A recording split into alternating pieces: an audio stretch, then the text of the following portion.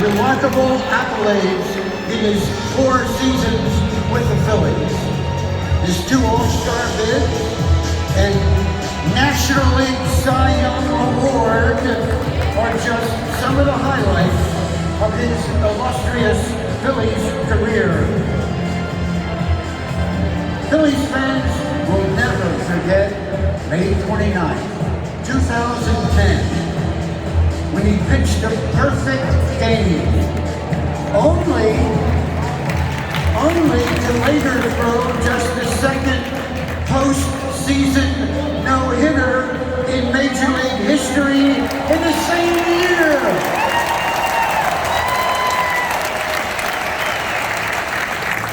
The work ethic, the dedication, and the precision that Roy brought to every outing was legendary.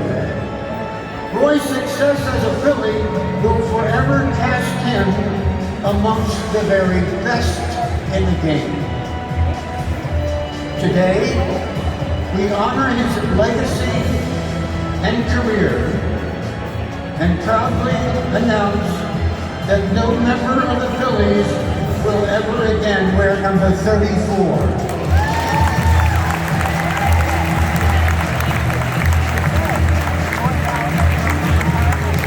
Today, to pay tribute to number 34, please welcome to the field some of Roy's former Phillies teammates.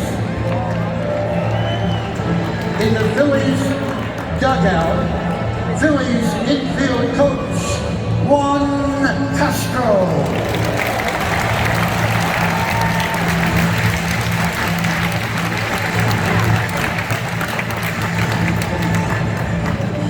Phillies infielder Freddie Galvis.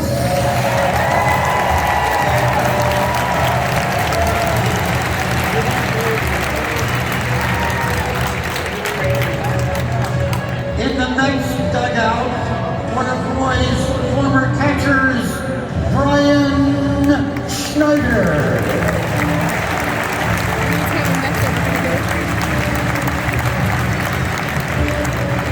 Ladies and gentlemen, also joining us today,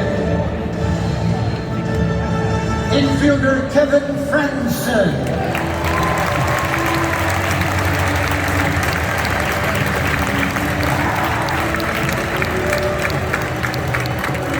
Left fielder Raul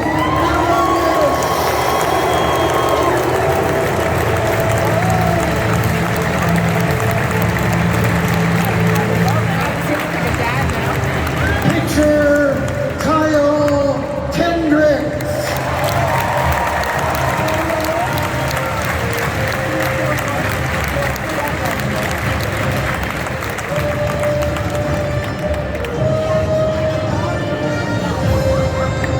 First baseman Ryan.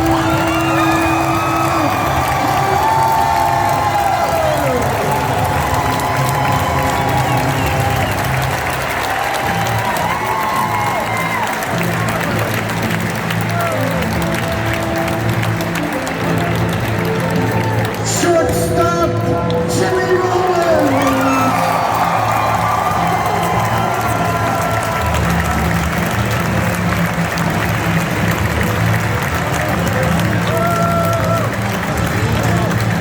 Former Phillies general manager and the man who brought Roy to Philadelphia, Ruben Jr.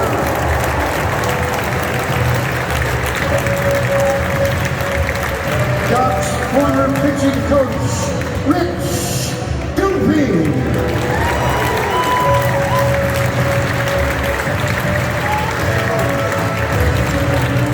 And ladies and gentlemen, the manager with the most wins in Phillies history, Charlie Manuel.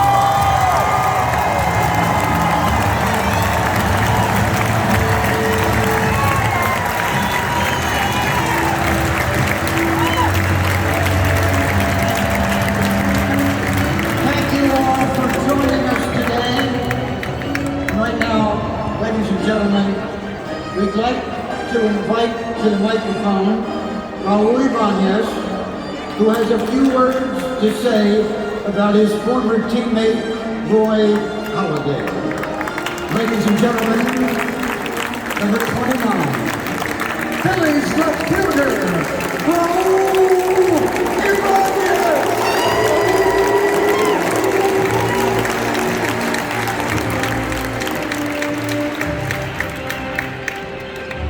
Thank you, Dan. There's not another PA announcer in the game who says all of our names like these.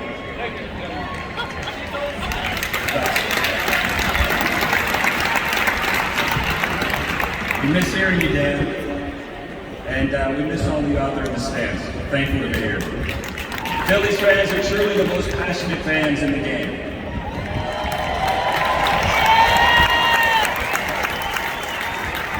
We are all so energized being back at the bank this weekend. Thank you.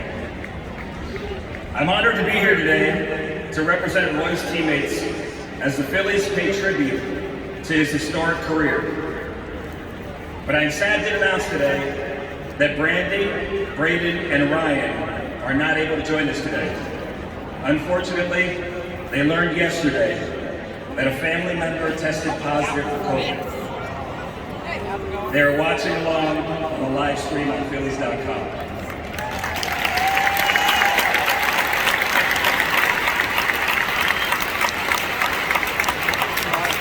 Brandy asked me to pass along her sincerest appreciation to John Middleton and the Phillies for bestowing Roy with the club's highest honor by retiring his number.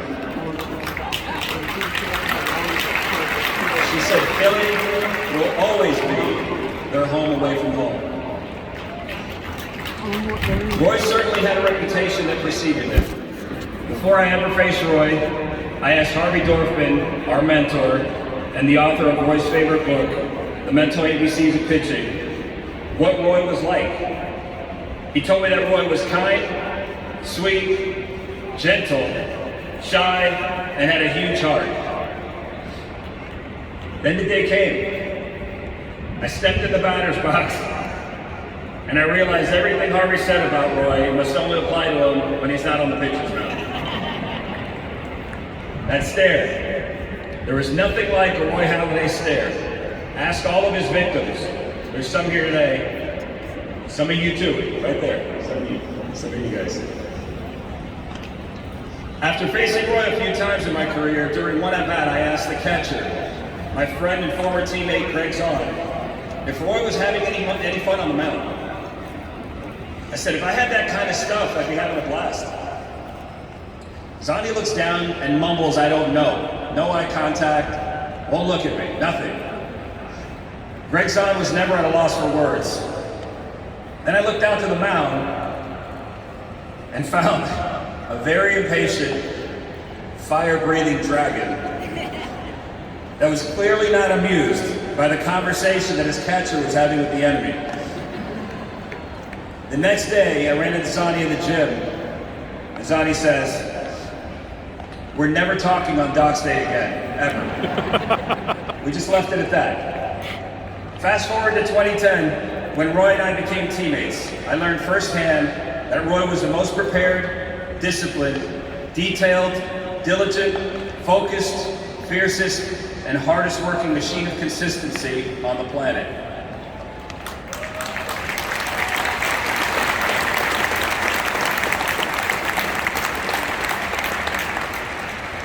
He demanded excellence and perfection from himself and was willing to do everything in his power to ensure that he was prepared to perform at a level only attainable to a select few pitchers in the history of this great game.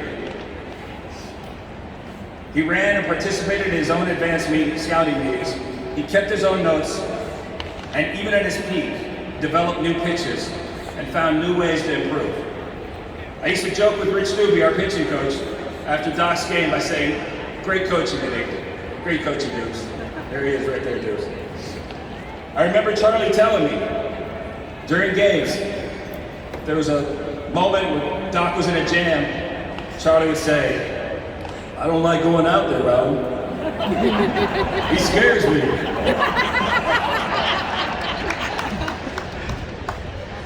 There's so many other stories that each of us who had the privilege of being Roy's teammates could share.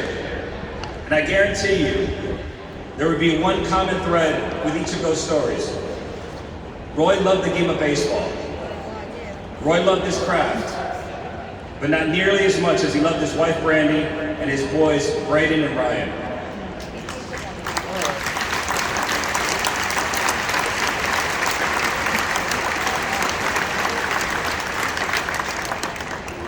You could always count on Roy's face to light up when he talked about them.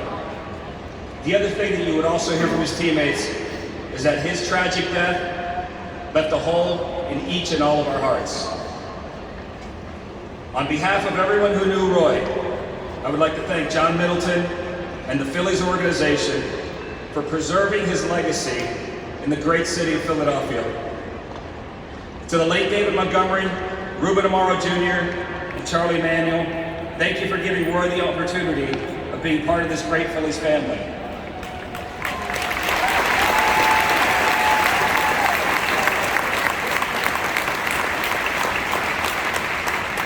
Roy was a master of deflecting attention. He just wanted to compete, he wanted to win, he was humble, and he did everything in his power to help his teammates. And he always deflected the attention. It's a great play by Jimmy. Ryan Howard, how he got the big hit. Chooch called a great game. And if Roy were still alive today, he would deflect all of this attention and tell everyone we did it together. In fact, after his perfect game in 2010, he gave all of his teammates a watch with that inscription inside. We did it together.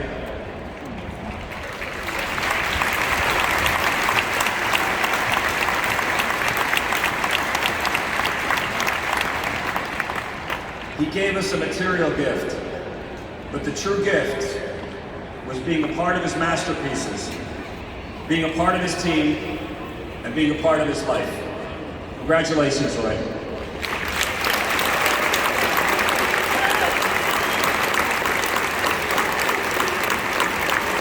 Please self-introduction, ladies and gentlemen, Raul Ibanez.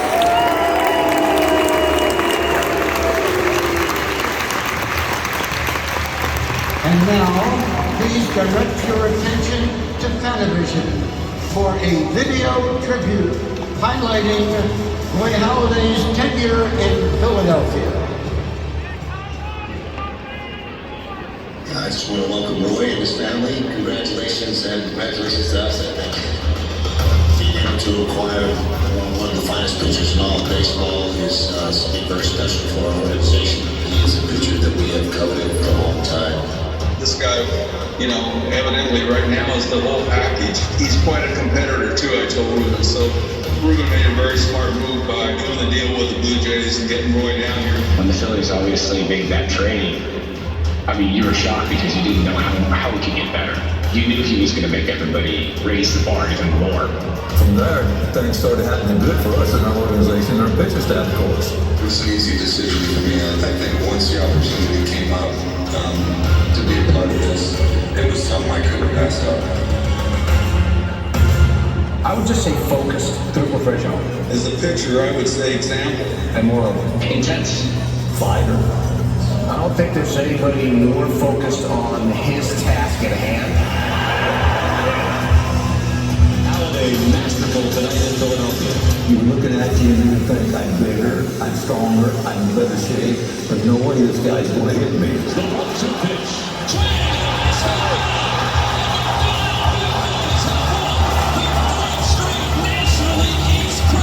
You could see it in his eyes. He was on a mission. There's nothing he wasn't going to do to win. You couldn't break him. He was just a different breed. You know how special it was to see one of the very greatest pitchers the last couple decades pitch. All aspects of just, for me, on and off the field, he was one of the best. You don't have to be great. He was one of those. Some pitchers that you wouldn't see too often. He is dealing tonight, folks. He has stunned one Marlins hitter after another. I thought to myself, man, he Roy's really throwing good today. He's got his good stuff. I looked up and I thought to myself, hey, he just might do something today. It was just watching him work and just being in awe of what he was able to accomplish during that game. I remember I looked to the board and I saw all the zeros and I saw 2 outs. I started getting nervous, so I remember I grabbed a little bit of dirt and I started talking to myself, come on, give that ground ball to me, I want it. Hit toward third. Castro has it. Spins, fires. A perfect game. Roy Halladay is for the second.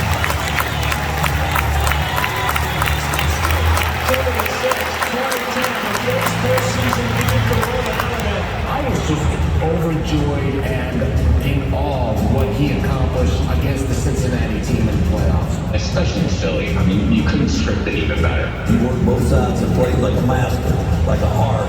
And his stuff is, I mean, just moving all over the place. They don't have a chance. I look at Cole and I said, they're not going to get a hit. When guys actually kind of look at each other and kind of acknowledge what's happening, we kind of go, oh, we're witnessing a part of history. The throw from his knees. It's in time. And it's a no-hitter. Unbelievable. The Phillies again celebrate around Roy Halladay. He did something that was pretty extraordinary in a very, very short period of time. And I think he'll have an indelible impact on what it was to be a Philadelphia Philly. For me, I get to thank Roy for giving me that sort of understanding of what that wall really means to the Phillies organization, to the fans, and to the game of baseball.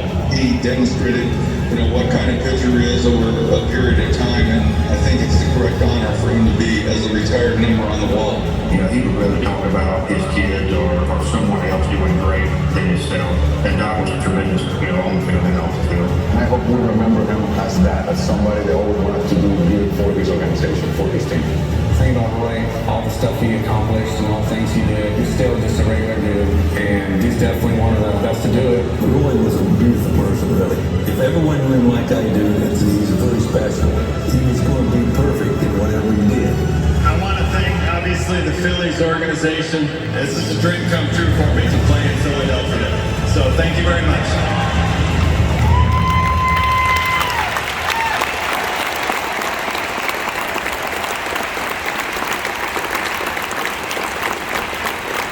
And how fantastic were Tom McCarthy and Scott Fransky on those calls. Ladies and gentlemen, Doc's 4 years in Philadelphia cemented his place in Cooperstown.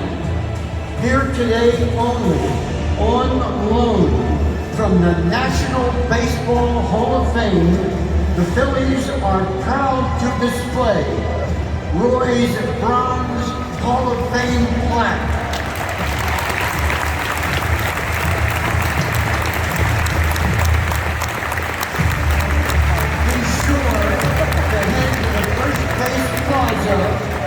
Following today's ceremony to check out this important piece of baseball history.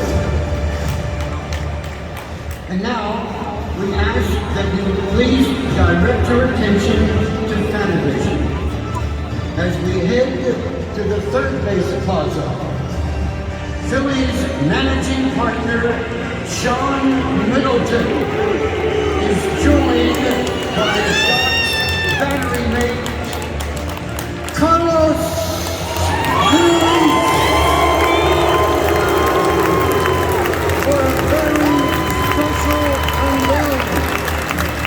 Gentlemen, will you please do us the honors on the count of 3? And ladies and gentlemen, you can help with this count. 1, 2, 3.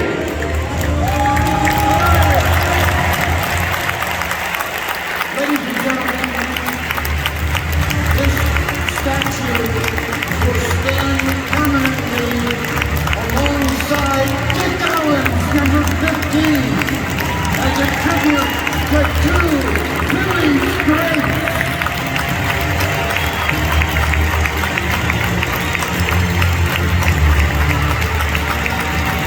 Thank you, John and Carlos. Now, ladies and gentlemen, we ask you to turn your attention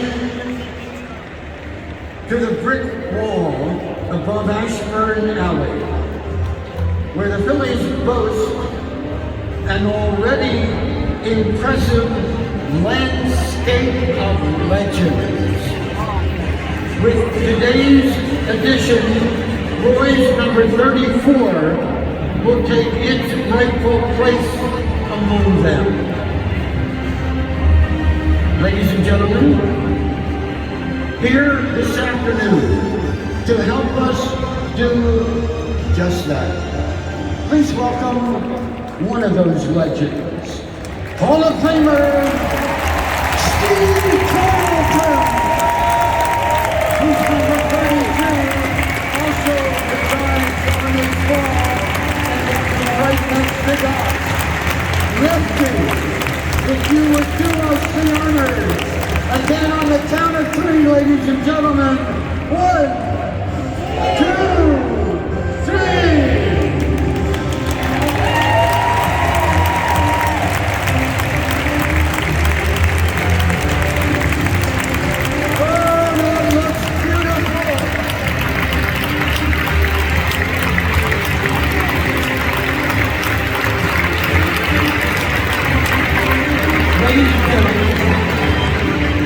Like Phillies Hall of Famers before him. Today, the Phillies officially retire Roy's number, which means no member of the Phillies will ever again wear the number 34.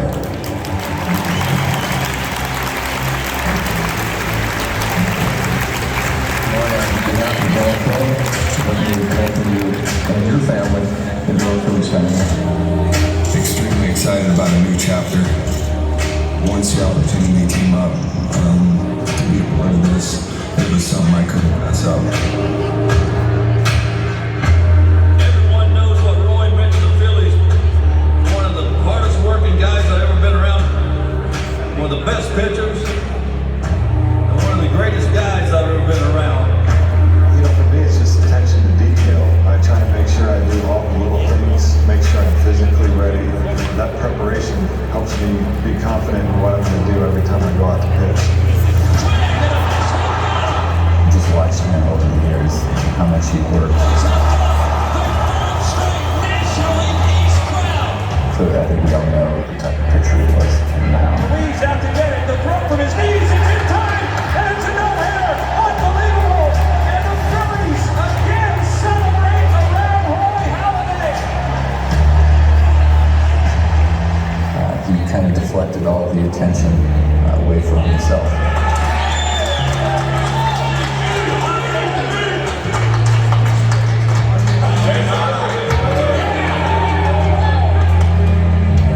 Philly deserves to be in the Hall of Fame. One of the best, probably the best of his generation. Spins, fires, a perfect game. Roy Halladay has thrown the second perfect game in Philadelphia Phillies history. Roy Halladay's place in the Phillies Wall of Fame will now be forever memorialized for what he gave to this organization, the city of Philadelphia, and the game of baseball.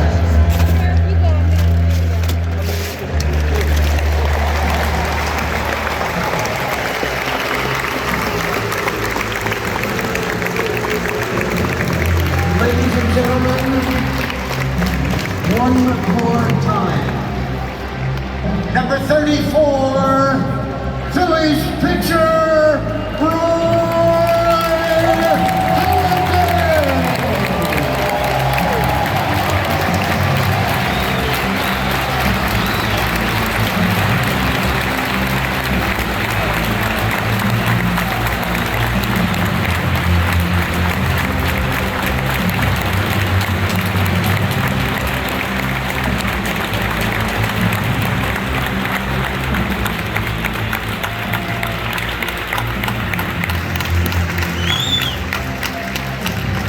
The Phillies thank you, ladies and gentlemen, and we thank Toyota for their support of Phillies baseball and their sponsorship of the Toyota Phillies Wall of Fame weekend.